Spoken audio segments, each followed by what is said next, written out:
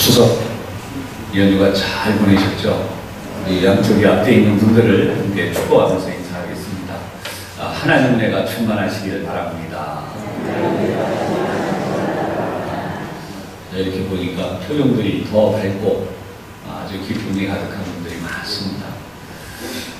삶은 팍팍하고 어려워진다고 하지만 하나님 안에 있으면 모든 것이 새롭습니다. 오늘도 하나님께서 우리에게 주신 귀한 복을 받으시기를 바랍니다. 오늘 말씀의 제목은 내 앞에 놓인 길이라는 제목입니다. 우리 앞에 놓여진 인생의 길이 있다는 것이죠. 사람은 누구나 그러한 길에 대하여 자신의 삶을 선택하게 되어집니다. 그런데 중요한 것은 이 삶을 어떻게 선택하게 되느냐, 가장 먼저 우리의 생각이 중요합니다. 우리의 생각이 바로 우리의 삶을 결정하게 한다는 것이죠. 그리고 우리의 삶은 바로 그 선택에 의해서 내가 어떤 삶을 살게 되는지가 결정된다는 것입니다. 그래서 성경은 잠언에서 무릇 지킬 만한 것보다 내 마음을 지키라 이렇게 말씀을 합니다. 잠언 4장 23절이죠. 이유가 뭐냐면 생명의 근원이 여기서 나기 때문입니다. 우리가 무엇을 선택하느냐, 이것이 바로 우리의 마음을 어떻게 지키느냐에 있다는 것이죠. 마음을 지키지 못하면 결국은 우리가 가는 길이 생명의 근원에서 떠나게 됩니다. 여러분, 여기서 마음이라고 하는 것은 생각을 담는 그릇을 말합니다. 마음은 바로 우리의 생각을 담게 됩니다.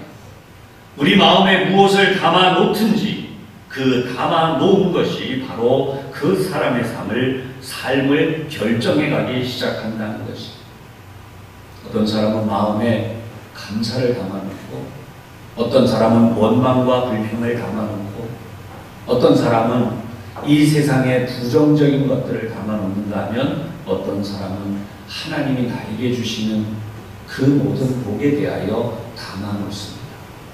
그래서 바로 그 삶이 그렇게 결정되는 것인데, 이상하게 하나님의 명령대로 선택하고 하나님의 말씀대로 즐거워하고 그리고 하나님을 따르고 순종하는 이 삶이 사람들의 마음에서 기쁨이 더 이상 되지 않고 감사가 더 이상 되지 않는다면 어떤 일이 일어나게 될까요?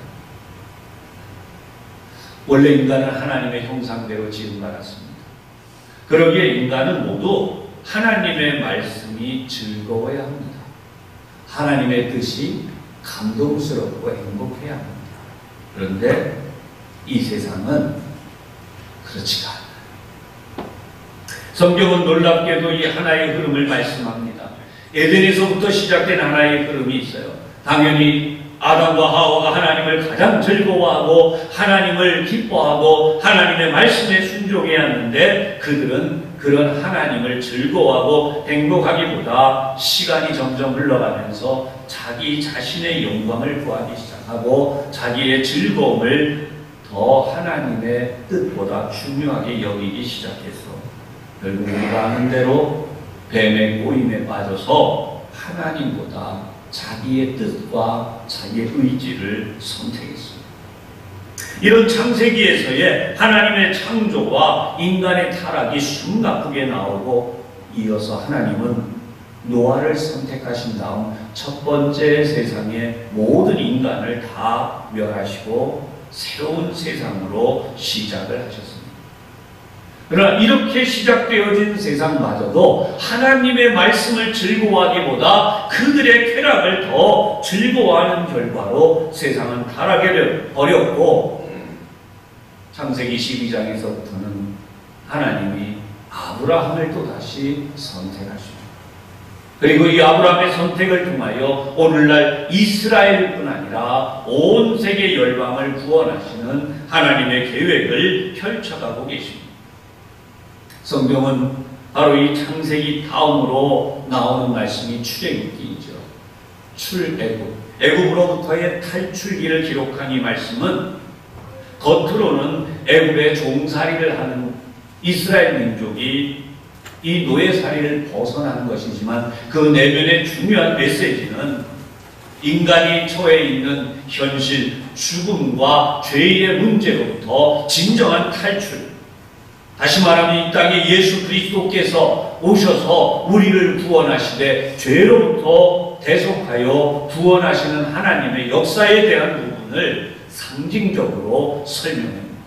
그 상징은 구체적으로 바로 이스라엘 민족이 무려 400년 동안이나 종살이를 하면서 뼈 아프게 뜯어 고쳐갔던 하나님의 거룩한 백성으로서의 삶을 향한 바로 그 행진이었고 그 탈출이었다는 거예요.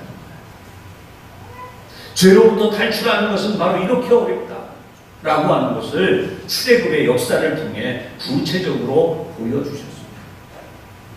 그렇게 이스라엘 민족이 그 유명한 가나안 복지라고 불리우는 가나안을 향해 들어가는데 그 가나안을 향해 들어가는 길은 결코 순탄하지가 않았어요.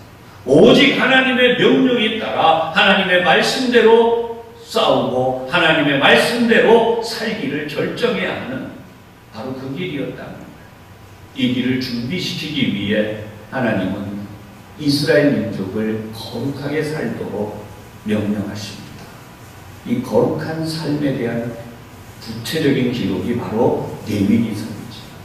이 레위기를 통해서 어떻게 하나님의 백성들이 되고 어떻게 하나님의 거룩한 뜻을 이룰 것인가를 구체적으로 구별된 삶을 설명해 갔습니다.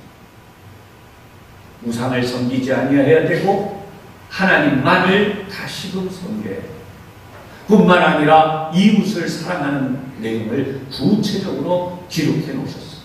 그것이 바로 부모를 공경하는 문제부터 시작해서 마지막 10번째 계명인 내 이웃의 것을 탐내지 말라는 말씀까지로 완성이 됩니다. 사랑하는 여러분, 이렇게 하나님이 귀한 말씀을 주셨음에도 불구하고 또다시 이들이 하나님의 명령대로 살지 못해서 하나님의 뜻을 순종하지 않으므로 결국은 출애굽 1세대가 완전히 멸망. 그리고 마침내 출애굽 2세대가 새로 태어나게 됩니다. 광야에서 태어난 그들이 다시금 하나님의 계명을 받은 것이 오늘 성경 신명기에 등장하는 바로 그 말씀. 우리가 공독했던 이 말씀은 내가 너희 앞에 바로 이렇게 해 두었다 라고 하는 말씀을 했는데 한마디로 무엇이냐면 선택의 문제. 우리는 자유입니다.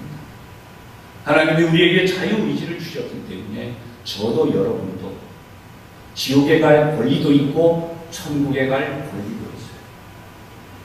언젠가 한번 불교 쪽에 있는 사람이 쓴 글을 읽어봤습니다. 그 사람은 글을 이렇게 써놨어요. 예수가 인간을 구원했다고?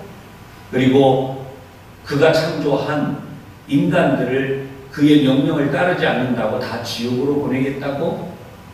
그렇다면 차라리 나는 그 지옥에 가서 예수가 버린 그 인간들과 고통을 함께 할 것이다.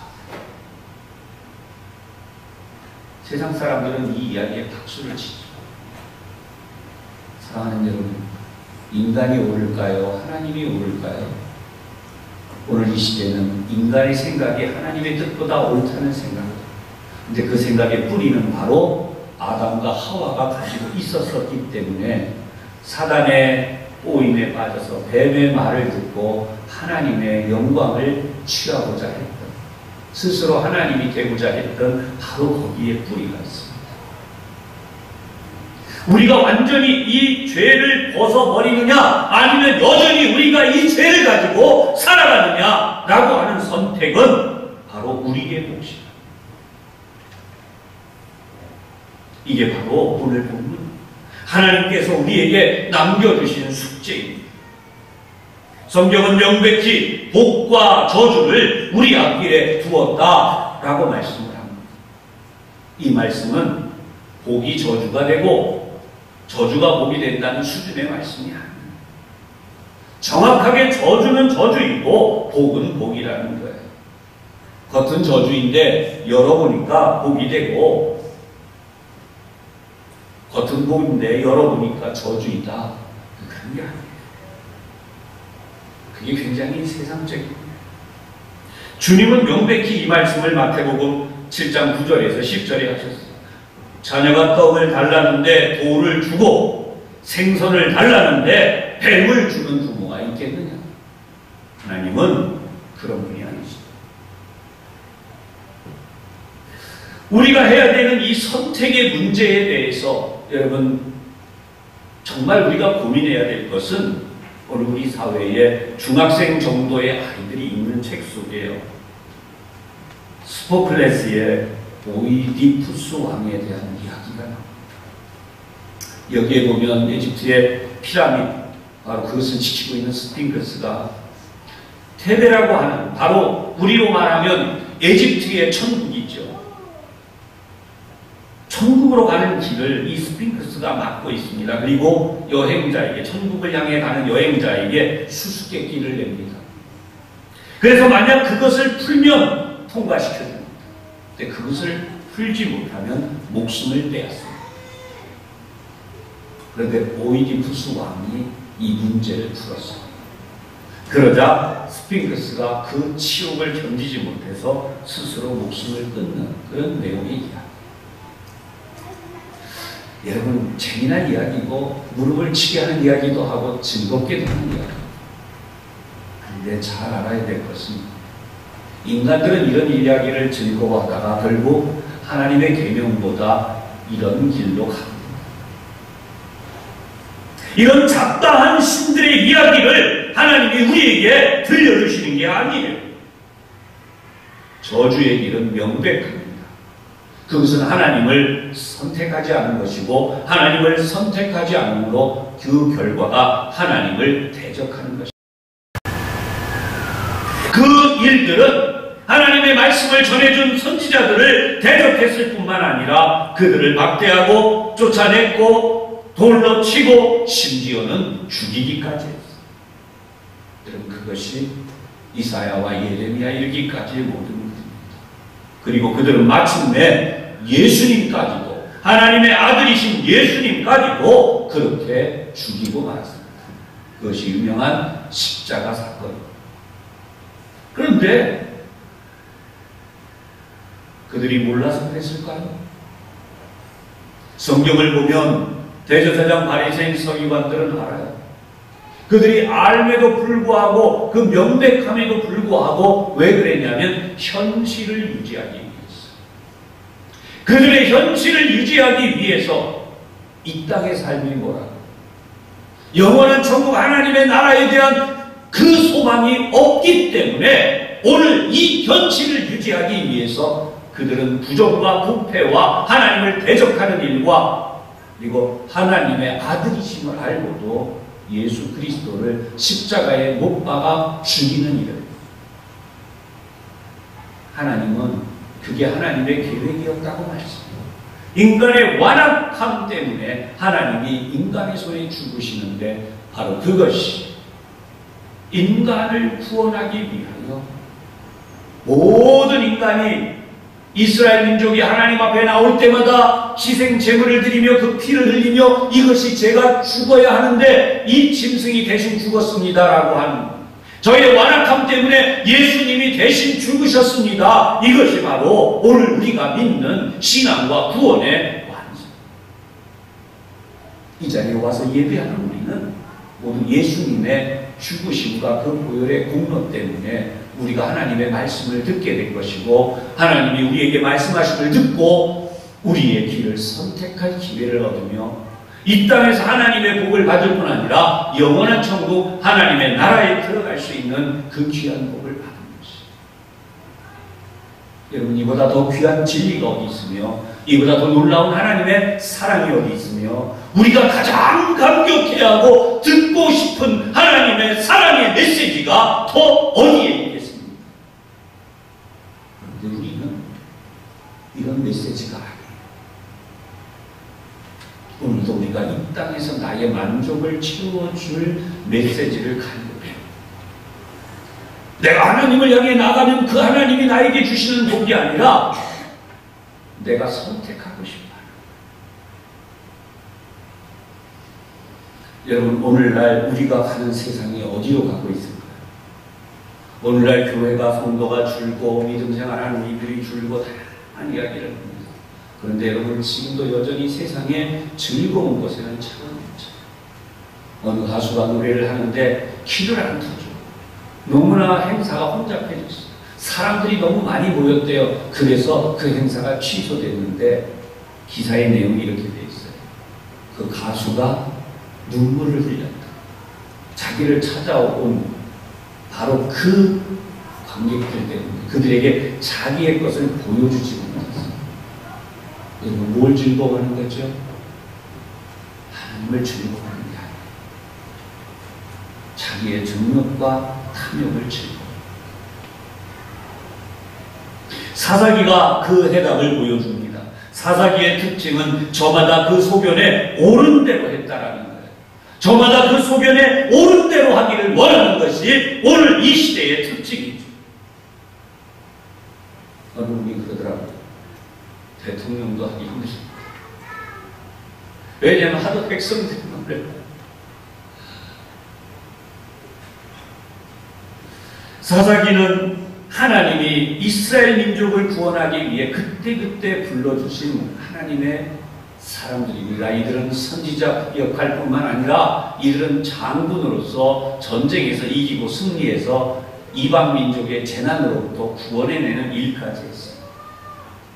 그토록 어려운 성도들의, 선조들의 피와 땀이 배어있는 바로 그 이 하나님의 선택의 길, 가나안 복지의 삶을 그들은 귀하게 여기지 않았습니다. 그렇게 그 가나안 땅에서 서서히 그들은 하나님이 아닌 주변의 우상들을 즐거워하기 시작합니다. 그 우상들을 반복해서 섬기다가 이방 민족이 침략해서 그들을 짓밟으면 그때마다 우리를 구원해 주시라고 부르짖기 시작했습니다. 그런데 이제 이스라엘 민족은 거기서 끝난 게 아니라 하나님이 우리에게 필요한 게 아니라 우리는 하나님이 아닌 이방 나라와 똑같이 왕을 주십시오 라고 왕을 요구해요. 사실 오늘 우리는 옛날 이야기니까 그냥 그러려니 하고 듣습니다. 성경을 보면 이 부분이 얼마나 중요하게 기록되어져 있는지 제가 이 부분을 봉독하겠습니다. 사무엘상 8장 1절에서 8절까지 말씀인데요. 사무엘이 늙음에 그의 아들들을 이스라엘 사사로 삼으니 장자의 이름은 요엘이요 차자의 이름은 아비야라. 그들이 브엘세바에서 사사가 됩니다. 그의 아들들이 자기 아버지의 행위를 따르지 아니하고 이익을 따라 뇌물을 받고 판결을 굽게 합니다. 이스라엘 모든 장로가 모여 라마에 있는 사무엘에게 나아가서 그에게 이르되 보소서 당신은 늙고 당신의 아들들은 당신의 행위를 따르지 아니하니 모든 나라와 같이 우리에게 왕을 세워 우리를 다스리게 하소서 한지라. 여기까지 말씀을 보면 하나님을 거부한 것이 사무엘의 자녀들 때문으로 성경은 기록하고 있습니다. 그런데 그 다음을 보십시오. 6절부터 우리에게 왕을 주어 우리를 다스리게 하라 했을 때에 사무엘이 그것을 기뻐하지 아니하여 여호와께 기도하라. 우리가 이 부분을 풀어보면 아버지의 마음이니까 자기 아들이 좋은 흠을 이렇게 표현하면 그렇지만 정권을 계속해서 유지하는 것을 원해서 그 결과 사무엘이 기뻐하지 아니했다 이렇게 해석할 수 있어요.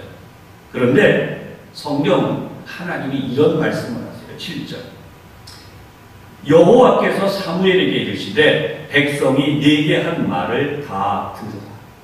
하나님은 우리가 요청하면 들어주세요. 그것이 틀리냐 바르냐 보다 이 성경을 보면 이 부분을 보면 그 선택에 대하여는 우리 몫이라는 거예요. 하나님은 잘못된 기도도 들으시는가? 종종 목회자들이 아니요 하나님은 잘못된 기도를 듣지 않으십니다 라고 설교를 많이 합니다. 그런데 이 본문을 보면 하나님은 잘못된 기도도 들으세요. 이게 나와요. 백성이 네게 한 말을 다 들으라. 이유가 뭐냐? 이는 그들이 너를 버림이 아니요 나를 버려 자기들의 왕이 되지 못하게 합니다. 우리가 볼 때에 그래요. 여러분 생각해 보세요. 아니 사무엘의 아들들이 제구실을 못해 제대로 안 해요. 그래서 제대로 안 하기 때문에 그래서 우리가 고치겠다는데 이렇게 나온 거예요. 그런데 하나님은 이거를 어떻게 말씀하시냐면 나를 버려서 너를 버리는 게 아니고 나를 버려서 자기들의 왕이 되지 못하게 하는 것이다. 이게 하나님의 말씀입니다. 우리는 참 이 말씀 받아들이기 껄끄럽고 싫어요. 아니 제사장이 또는 사사가 그의 자녀들이 잘못됐는데 당연히 버리는 거 아니냐? 그런데 왜 그러는가? 8절을 보십시오. 내가 그들을 애굽에서 인도하여 낸 날부터 오늘까지 그들이 모든 행사로 나를 버리고 다른 신들을 섬김같이 내게도 그리합니다. 사실 이스라엘 민족의 잘못은 무엇이었냐면 세대교체. 세대교체가 어떻게 됐냐면 우리도 지금 우리 사회를 보면 문화적 그룹 세대에 대한 이야기를 하죠. 아니 옛날 같지 않아. 세대가 바뀌었어. 근데 놀랍게도 여러분 놀라지 마세요. 지금도 이스라엘 민족은요 세대 교체가 되지만 하나님의 말씀대로 살려고 하는 새로운 세대들이 많이 있어요. 철저하게 유대인들은 유대식 교육, 토라라고 하는 이 교육이 우리로 말하면 초등학교, 중학교, 고등학교, 대학교까지 이루어져요. 하루의 수업 중에 절반이 율법 수업이에요. 이 수업을 통해서 그들은 첫째는 하나님을 섬기는 것과 두 번째는 자기 가족과 인격과 그리고 사회를 어떻게 사랑할지를 배우는 거예요. 그래서 유대 사회, 유대인들 가운데는 우리가 흔히 말하는 도둑, 사기꾼 그런 사람들이 나오죠. 근데 우리 사회는 지금 자기만 알아요. 그러다 보니까 나의 이익을 위해서 다른 사람을 해치는 걸 아무렇지도 않아요. 양심이 없어져 버린 사람들 같아요. 우리 한번 사회를 들여다보세요. 심지어 목사들이 설교하고 있는데 그 목사들마저도 양심이 없어진 사람처럼. 근데 그것을 손보시는 분이 누구냐면 하나님이세요. 할렐루야. 이 성경을 보면 하나님이 왕이 되시면 여러분 왕이신 하나님이 하시지 않겠습니까? 사람이 하는 게 아니라 왕이신 하나님이 하세요. 우리가 두려워해야 돼요. 저도 두려워하는 것은 우리의 왕이신 하나님이 이 일을 하십니다. 다시 5절을 가보겠습니다. 그에게 이르되 보소서 당신은 늙고 당신의 아들들은 당신의 행위를 따르지 않느냐. 하나님은 하나님이 우리의 왕이 되기를. 근데 그런데도 불구하고 에덴 동산에서 하나님의 왕 되심을 부인하고 대변했던 아담과 하와의 행동이 바로 여기 오늘까지도 내가 그들을 애굽에서 인도하여 낸 날부터 오늘까지 그들이 모든 행사로 나를 버리고 다른 신들을 섬김같이 내게도 그리하는도다. 성경 시편을 보면 하나님이 한 나라를 세우기도 하시고 뿌리를 뽑기도 하시고 하나님이 한 가정을 세우기도 하시고 없애기도 하세요. 그 주권이 누구에게냐? 하나님께 있어요. 그 복을 받도록 인도하고 그 복을 받도록 설교하는 것이 목회자인 것이에요. 할렐루야. 여러분 이유가 없는 게 아니에요. 우리가 사는 세상에 모든 건 다 이유가 있어요. 그런데 성경은 하나님이 행하시기 전에 사람들이 행하고 있는 것에 대하여 명백히 지적해 다른 신들을 섬김같이 내게도 그리하라. 그리고 마침내 그 결과가 하나님을 떠난 것이 되고 말았어요. 어떤 이들이 이렇게 말하죠. 좋으신 하나님. 그래서 그 하나님은 저주는 내리지 않으신다고. 맞아요. 틀림없는 말씀이에요. 그런데 성경 오늘 본문은 우리 앞에 저주도 놓아두셨다. 복과 저주를 놓아두셨다. 본문 다시 봅니다. 내가 오늘 복과 저주를 너희 앞에 두나니 너희가 만일 내가 오늘 너희에게 명하는 너희 하나님 여호와의 명령을 들으면 복이 될 것이요. 여호와의 명령을 들으면 복이 될 것이요. 이 부분에서 제사장이 변질이 되어버리면 하나님의 말씀도 변질이 됩니다. 사무엘은 하나님의 뜻대로 정직히 행했지만 그의 자녀들은 변질이 되어서 뇌물을 받고 판결을 굽게 했다. 당연히 그런 사무엘의 아들들은 변질된 계명을 행할 수밖에 없을 것입니다. 왜 그랬어요? 하나님을 의지하지 않은 결과입니다. 사람들의 말을 의지하고 사람들의 뜻을 의지하고 시대의 흐름을 의지했던 결과입니다. 이것이 그 후에 세워진 왕들이 타락한 기록이요. 그것이 열왕기 상하의 내용들입니다. 사랑하는 여러분, 하나님이 왕이 되셔야 되는데 인간을 왕으로 요구해요. 결과적으로 하나님이 왕이 아니라 인간의 왕의 뜻을 따라가는 결과 왕들은 하나님이 아니어서 사람은 변질하기 때문에 그러한 변질된 왕들을 따라 백성들이 타락하기 시작합니다.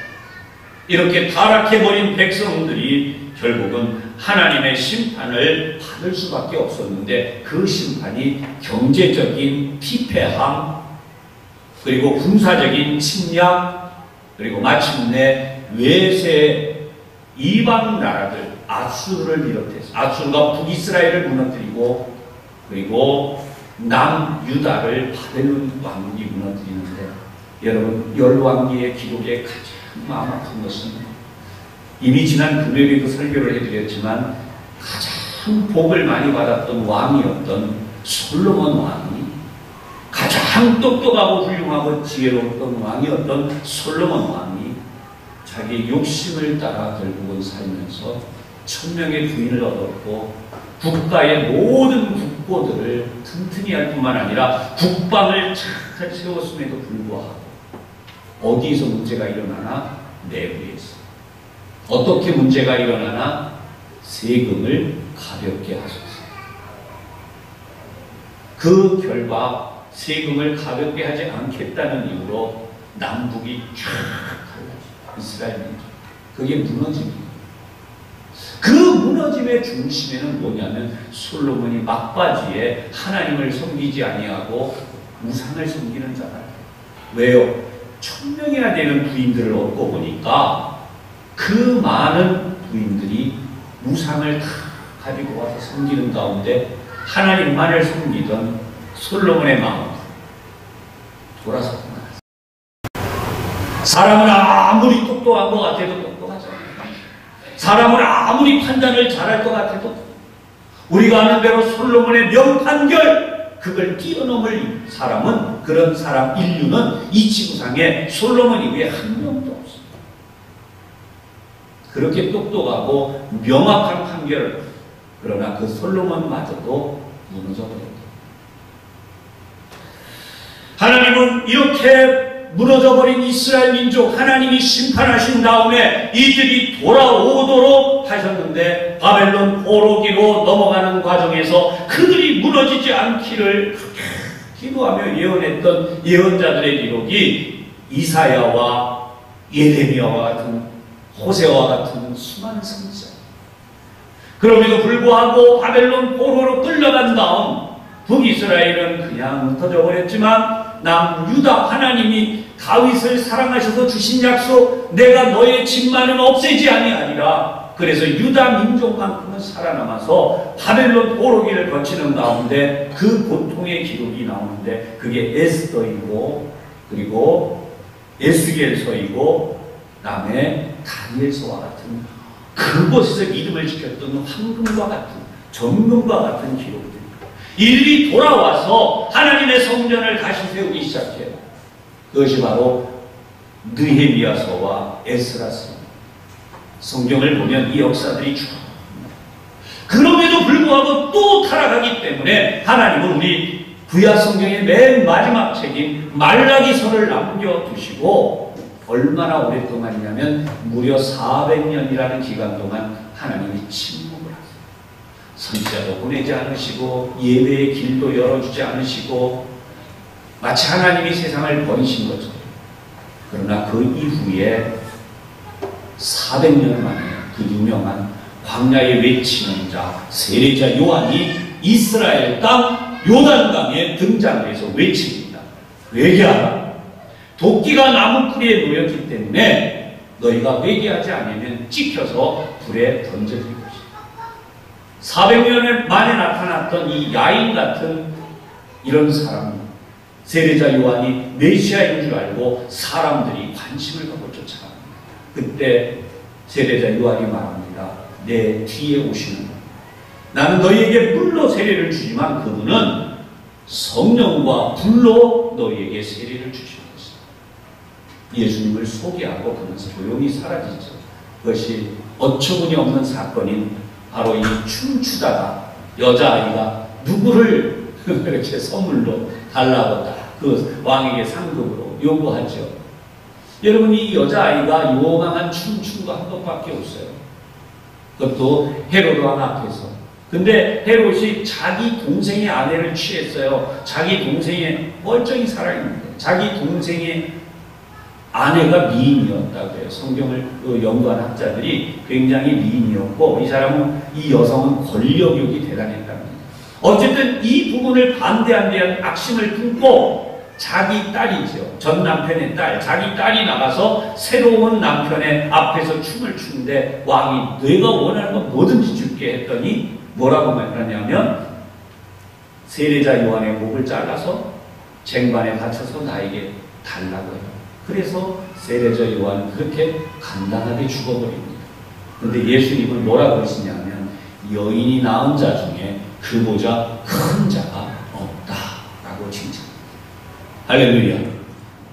우리가 보는 눈과 하나님이 평가하시는 건 전혀 달라요. 여러분이 오늘도 이름 없이 밑도 없이 초라하게 하루하루를 사는 것 같아도 하나님 앞에서 믿음을 지킨 사람들은 얼마나 하나님이 그거 놀랍게 평가하실지. 내가 오늘 이 땅에서 이름이 나고 성공하고 굉장한 인물이 되어 있지만 하나님 앞에 가면 아주 초라한 인물이 있어요. 이게 누굴까요? 성경에 명백하게 등장하는 인물들이 있는데 너무나 쉬워요. 본디오 빌라도 그리고 헤롯 같은 인물. 우리는 성경에 등장하는 이방 나라의 수많은 왕들을 이야기해요. 알렉산더 같은 인물을 세계적인 인물로 꼽기도 하고 세계적인 인물을 역사 속에서 찾아내서 이런 사람이 훌륭하다, 이런 사람이 너의 인생의 멘토다, 너는 이런 사람을 본받아라. 여러분 초등학교 때부터, 아니 초등학교 들어가기 전부터 가르쳐요. 근데 그게 다 하나님하고 아무 상관이에요. 결과적으로 그 길을 가봐야 하나님 앞에 이름도 기억하시죠. 어느 지옥에 처박혀 있는 사람들의 이야기에 지나죠.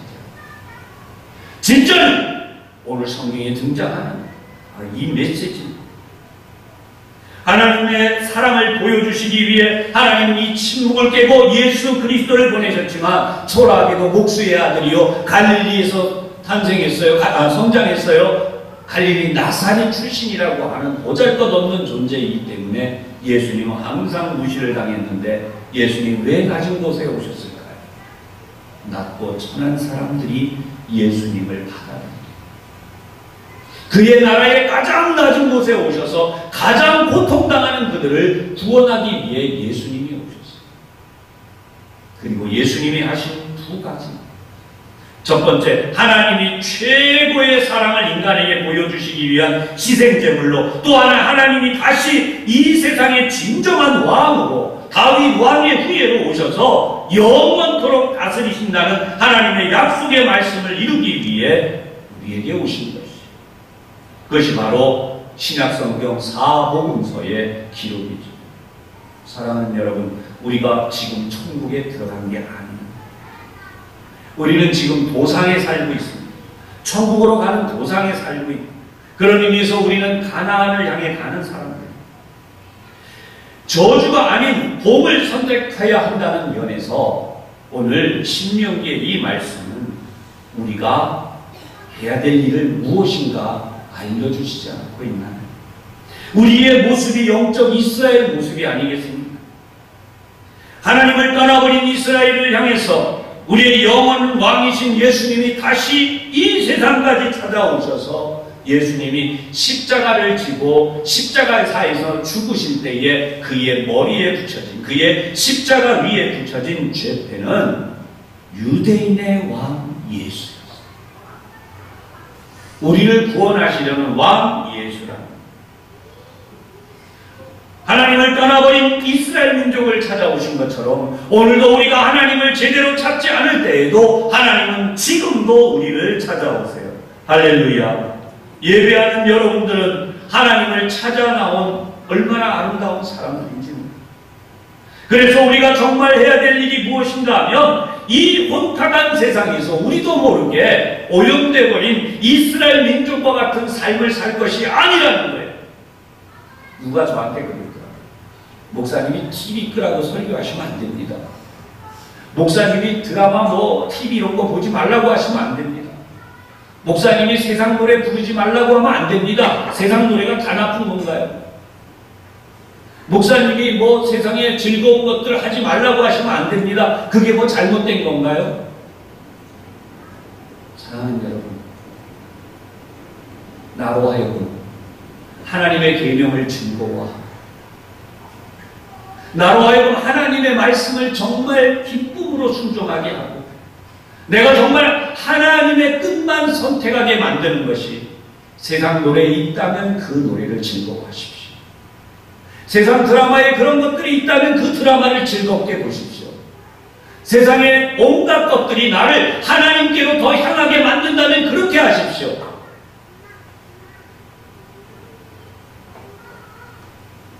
그러나 이 혼탁한 세상에서 이스라엘 민족이 그들의 지혜가 점점 어두워지고 그들의 삶이 점점 어두워져서 하나님보다 우상을 선택했고 우상을 선택한 결과 우상도 섬기다 못해 이방인의 왕들처럼 인간의 왕을 섬기기를 원해서 세워놓던 왕들이 무너져버리고 이스라엘 나라가 결국 무너짐으로써 진정한 왕이신 하나님을 섬기지 않은 그 엄청난 대가가 이 인류에게 퍼져나가서 지금까지 지금 예수 그리스도를 보내시고 하나님의 아들까지 보내셔서 하나님이 왕이 되시고 하나님의 아들이 왕이 되시는데 그 사랑의 절정인 십자가의 사랑까지 나타내 주셨는데 우리가 그 십자가를 참 사랑하지 아니하고 그 십자가의 길로 나가지 아니하려 한다면 여러분 무엇이 우리의 길이란 말이겠습니까?